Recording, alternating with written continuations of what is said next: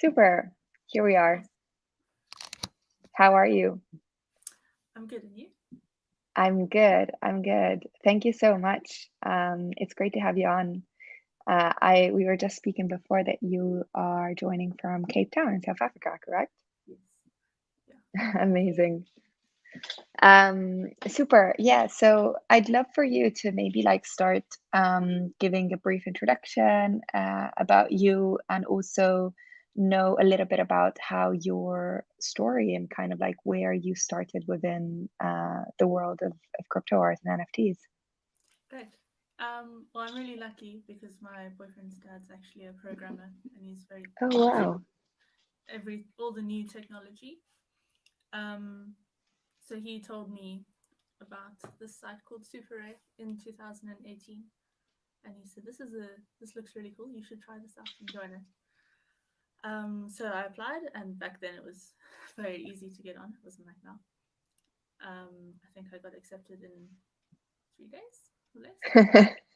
There was no video interview, nothing like that. And then I uploaded something, and I think I got a bid on it a few weeks later, and it sold. And then I put something else up, and I didn't get any notifications on it for ages and ages. And then, like 2 years later, I checked my inbox, and I found a bid on it, and it was months ago. So then I was thinking, oh wow, and I was in a better space with my art then, and I was wanting to experiment some more. So I thought, well, let me put myself fully into this and give it a shot. Considering I draw anyway, might as well try and see if people are interested in it. So I did that, and that was July last year, and I've been doing it since then fully. Wow. So it was like 2018. Like that's a long It was time. the end of the year though, I think. So it was nearly 3 years, 2.5 years ago. How was it then? Like, do you remember how was the platform? Like, what was the the It vibe was like very back quiet, then? I think, and more experimental.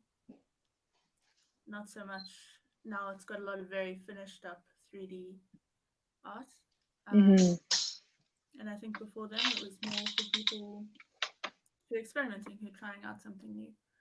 So it's quite different than it was then. But I hadn't really got into it properly. I didn't know what was going on, um, and I was sort of the idea of people buying your digital art was a bit weird. Um, I didn't properly understand it, so I learn more about it now. Um, Amazing. And was kind of like in terms of like the transition, like obviously, you mentioned that you draw, like, was it kind of like natural for you to kind of transition to like a more digital practice, or was it something that you discovered through, this process? well, I started doing digital drawing. I think I got a drawing tablet for Christmas when I was living with my parents. Um, but I didn't like it. Was fine, but I didn't like it as much because it felt very disconnected. You're drawing on a separate device that's connected to your computer, where hand drawing, you're drawing on your picture and you see it develop as your fingers move over it. Um, so the drawing tablet was fine, but it wasn't. It felt not quite right. But then I got an iPad Pro, and then I started properly doing my digital art. The iPad's amazing, so much better than a drawing tablet. So since then I've been active, and I haven't gone back to hand drawing as much. The iPad's really convenient. You can take it with you everywhere. You only need one pencil. You don't have to get the right lighting to see your drawing properly. Um, it's amazing. It's a great device. How do you think, like, for me, it's like really interesting to see like the kind of the transition from like physical to like digital. Like, is there anything that, you mentioned like it's easier, like you can bring it everywhere. Like, is there anything that you feel like the digital kind of like almost doesn't have with like the physical counterpart? Or, how does that almost like combine or compensate? How do the two like work together or not? Uh, I think mostly having an actual physical copy of your artwork is really nice to put on your wall and display. And printing never gets the same effect. as the screen because it's backlit. So you either have to have a screen to display your work or have it as a wallpaper or something like that. Printing doesn't capture the light quite right, which is also with hand drawing. I never managed to get the light the same way I could with, especially in my drawings, the light is kind of the main focus. Yeah, exactly. Mm. And I tried, so I have like a white pen that I use. It's even somewhere here, I think. Um, but it doesn't. It's not backlit, so it's never the same. That's interesting. Like the light, exactly. Like how do you create yeah, how do you create this like feeling? Because it feels like it's obviously like the light is like the main kind of like thing that stands out between the drawings, like the doodles and the neon kind of effect. Like how do you go about doing that?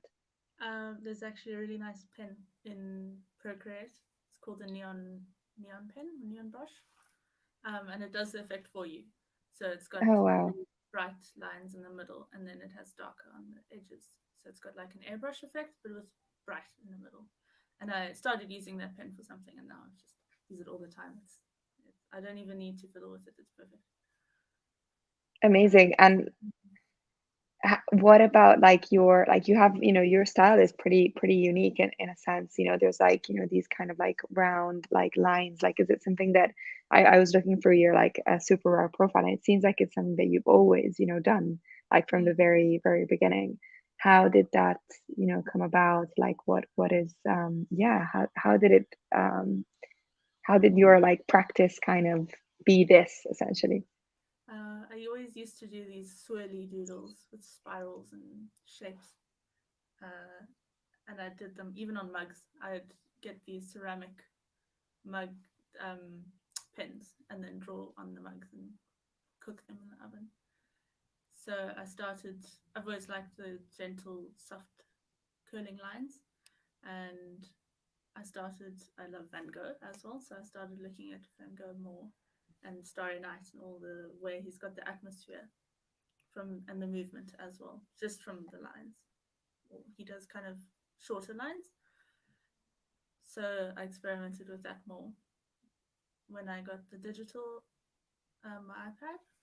Before that, I didn't do it as much. I used to do line drawings, but not the same. And it works really well with the lines, with the bright colors.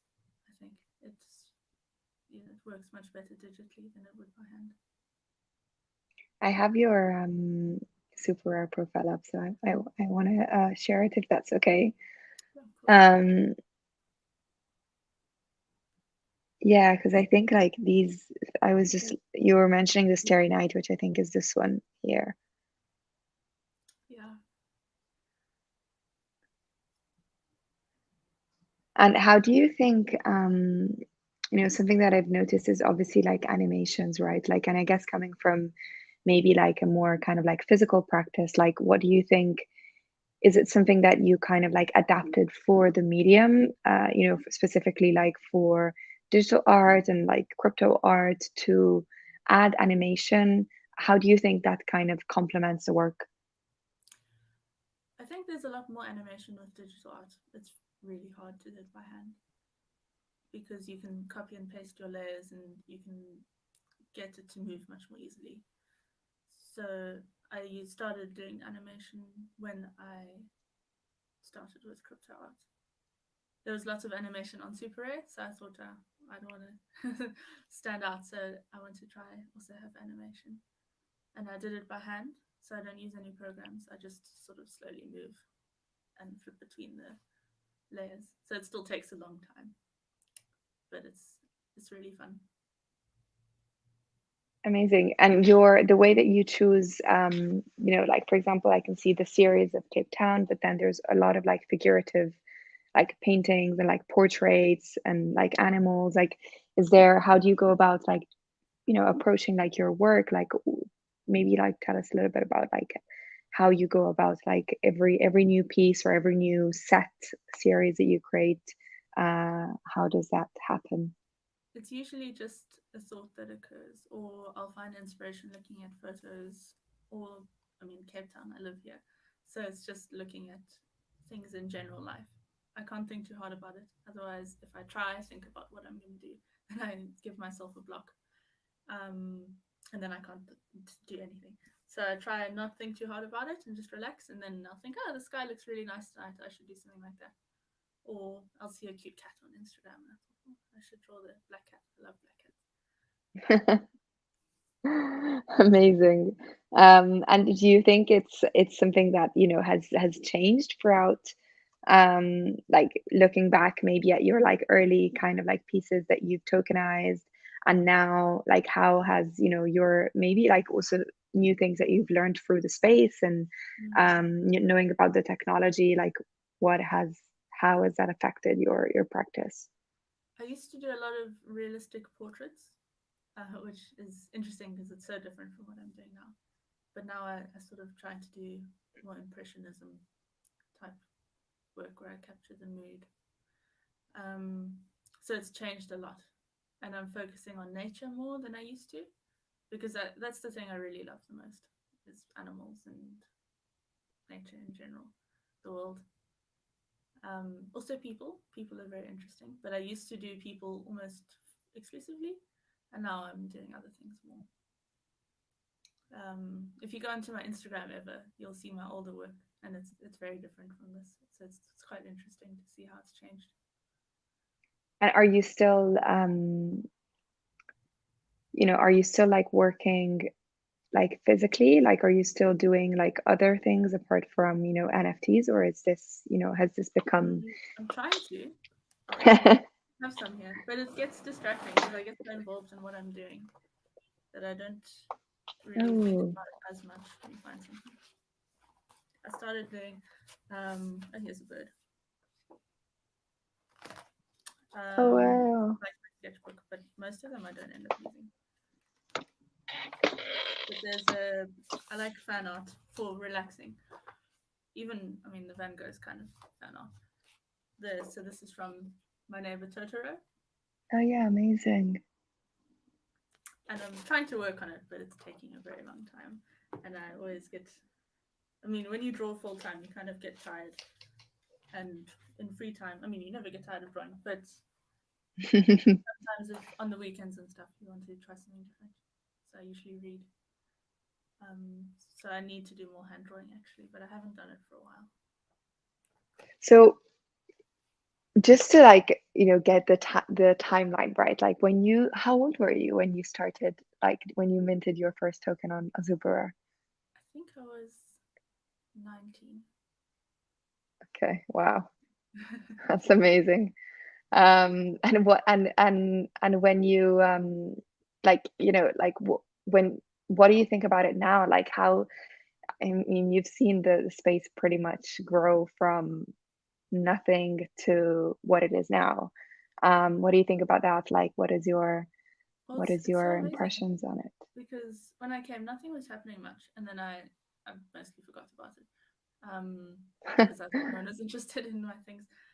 And when I came back, it was thriving. It was busy, and there were so many other people and collectors and people interested. And it's such a nice space to be in. Everyone's so supportive as well. There's no, not really. I mean, I guess to a certain degree, there'll always be some competitiveness, but not really. There's mostly just people supporting each other, and it's such a positive space. I've never been in a space with so much positivity, and I can't believe it. I keep waiting for something bad to happen. Like it's too real. It's too great. Um, and it's revolutionizing art. Artists have never made money properly unless they were commissioned in previous days. I mean, you always hear about starving artists. You've never really heard about the wealthy artist. And now we're actually giving people a chance. And it's not galleries that are getting the money, it's us. And we can connect to people directly all over the world. It's amazing. I'm so glad I live in this time.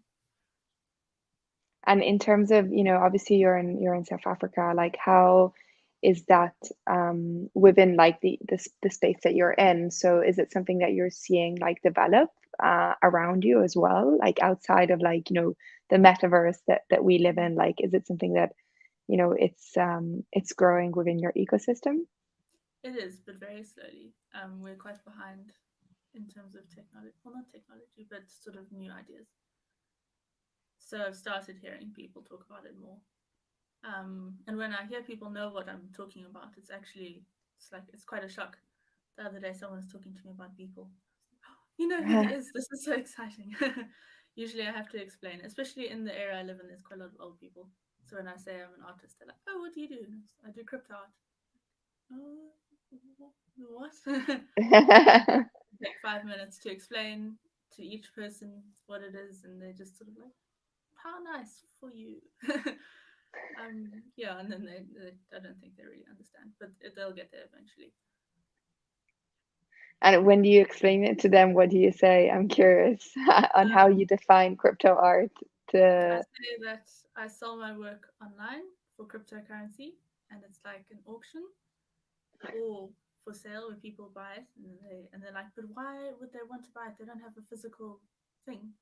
And it's like, well, they can use it as the wallpaper, or they can print it, or display it on a screen. And I mean, how much time do you look at your screen compared to your wall with your art on it? So it makes sense. But they try, but they don't. It's the physical aspect they don't get so much, where they're not getting like an actual object for their money. And then it's also cryptocurrency, which if they're old, they don't. Not all old people, but a lot of them don't really get in the first place. yeah, of So it makes course. it confusing.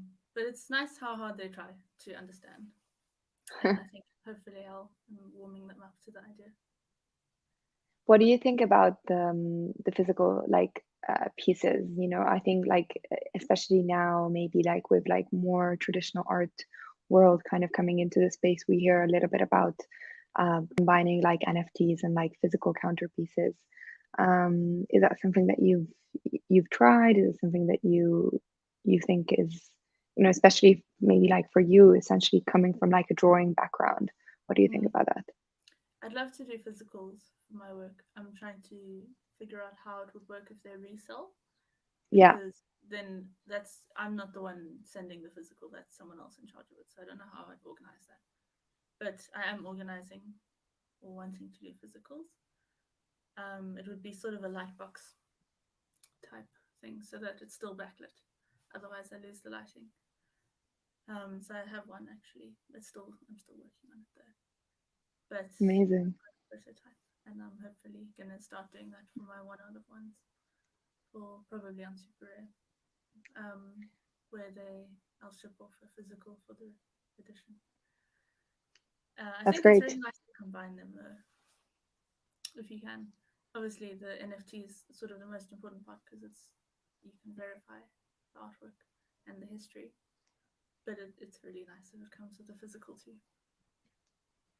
And when it comes to, I don't know, like obviously like you've been in a space like quite a while. Like what are things that, you've kind of like learned along the way, like especially if there's like newer artists like coming in, like what are some of the areas that you would some just some tips or things that you've encountered? I think it's being consistent is the main thing. A lot of people come in because they expect to do really well and then they give up when they don't. Mm, But I mean, I took 2 years to properly learn, and that wasn't me being fully active. But it can take a long time, and it's worth sticking with. Like with anything, you kind of have to persevere. And also, if you kind of have some elements that pull your work together so it's recognizable, um, whether it's your theme or a style or something, because it's nice when people can recognize you in your work. But I think consistency is the main thing, even if you do different work and experiment. It's just not giving up. yeah, absolutely. And I mean, in terms of recognizability, like I think your work is pretty recognizable. It definitely stands out a lot. I'd love to know if like, what are like some of the things that are like especially, that are unique to this ecosystem that maybe like you've encountered or come across, like whether it's like relationships with other artists, like collaborations or, relationship with collectors. All of those things, I haven't seen those anywhere else. I mean, collaborations you sometimes see, but not so much. It's more if people are actually close together environmentally, then they'll collaborate. But it's people all over the world, and it just brings people together with collectors and artists. I think that's the whole point of the space, and that's why it's so unique and special, because there's nothing else that, I mean, the internet in general brings people together, but there's such a great community. And yeah, I mean, I think in most galleries, people don't really know they're collectors, or collaborations I haven't seen either so much, like physical ones. It's it's a very special. That's why it's going to succeed. It's so unique. What do you think about the concept of the museum and what they're building? Well, the museum is fantastic. It's verifying crypto art because we have so many real life museums, but there's no way of showing everyone what we're doing, and it's amazing. We're doing something really great. It should more people must know about it. And Awesome. also that they support artists is also amazing. It's not they're not expecting donations, you know, and that's also because most museums are they don't. Well, I don't know. I'm not really a historical person. Maybe I'm totally off, but it's supporting people who are still alive as well. It's amazing. It's not people who've died and they're not benefiting really. Super. Well, thank you so much, Daniela. It was like super great to have you on and hear about your story. So thanks a lot for your time. Yeah, thank you for thinking of me and inviting me. Yeah. Thanks a lot. Cheers.